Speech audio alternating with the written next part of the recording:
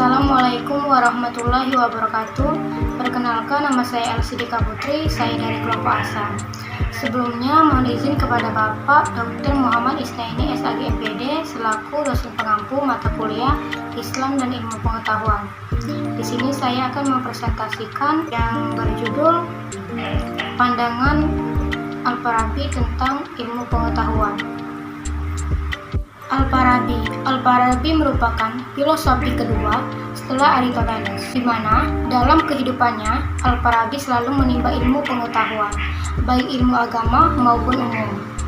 Pengetahuan bagi Al-Farabi adalah sesuatu yang pantas untuk diperjuangkan dalam usaha ingin memperbaiki keadaan negerinya, melahirkan suatu ide tentang pendidikan yang didasarkan oleh Plato dan Aristoteles. Pandangan Al-Farabi tentang ilmu pengetahuan. Pada konsep pengetahuan, Al-Farabi menjelaskan bahwa jendela pengetahuan adalah panca indera, karena pengetahuan masuk dalam diri manusia melalui indera. Namun, pengetahuan indrawi tidak memberikan kita informasi tentang esensi segala sesuatu, hanya memberikan sisi lahirnya segala sesuatu. Saya Khairul Fianjani akan melanjutkan materi yaitu riwayat hidup singkat Al-Farabi. Al-Farabi memiliki nama asli yaitu Muhammad bin Tarkhan bin Azwalak, juga disebut Abu Naz. Al-Farabi dalam Ensiklopedia Britannica disebut beliau lahir di Farab, Kazakhstan pada 872. Seorang ayah berketurunan Persia dan seorang ibu berketurunan Turki. Al-Farabi kemudian pindah ke Baghdad untuk melanjutkan pendidikannya yang lebih tinggi. Di kota itulah beliau mempelajari ilmu filsafat dan menguasai beragam ilmu pengetahuan seperti kedokteran dan lain-lain. Setelah tinggal selama 40 tahun, beliau kembali ke Turkistan. Di sanalah beliau menghasilkan karya yang terkenalnya yaitu Ta'lim At-Tahasi dan mendapatkan julukan Muhammad At-Tazani.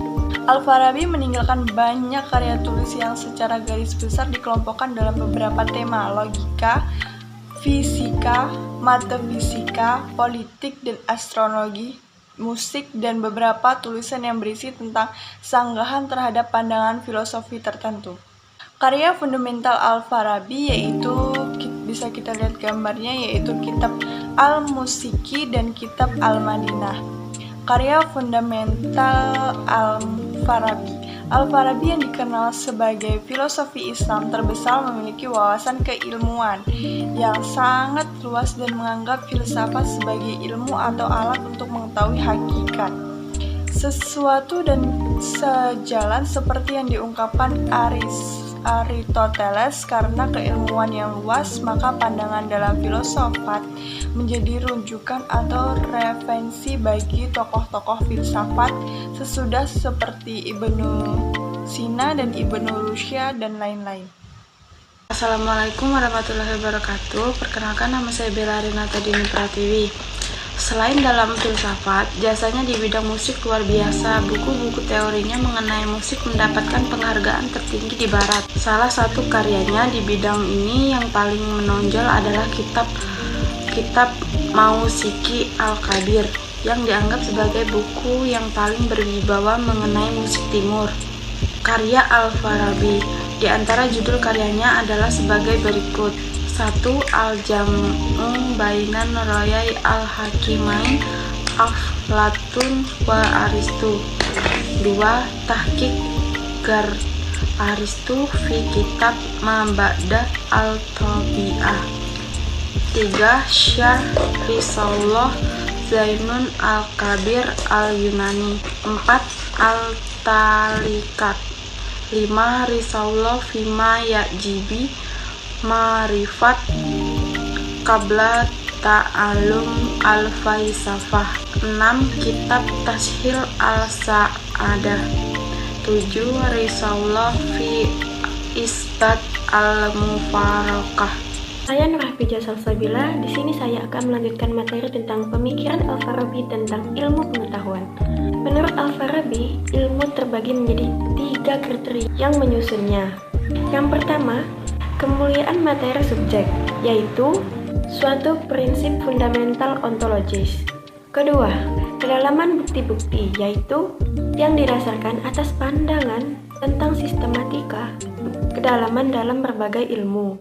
Yang ketiga, tentang besarnya manfaat ilmu yang bersangkutan, yaitu didasarkan atas fakta bahwa kebutuhan praktis dan spiritual yang berkaitan dengan aspek kehendak jiwa. Dari semua materi-materi yang sudah disampaikan oleh teman-teman saya tadi, izinkan saya menyimpulkan bahwa Al-Farabi adalah filosofi Islam yang pertama kali membawa wacana filsafat lebih mendalam.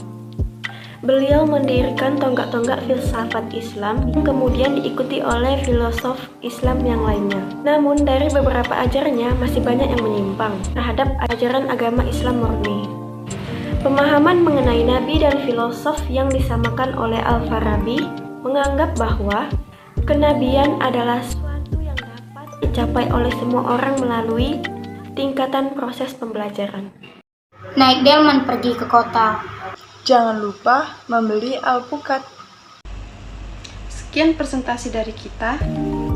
Semoga bisa bermanfaat. Sekian presentasi dari kelompok Asam. Saya mewakili teman-teman memohon maaf apabila ada kesalahan kata. Kepada Allah saya mohon ampun. Wallahul muwaffiq ila aqwamit thoriq. Wassalamualaikum warahmatullahi wabarakatuh.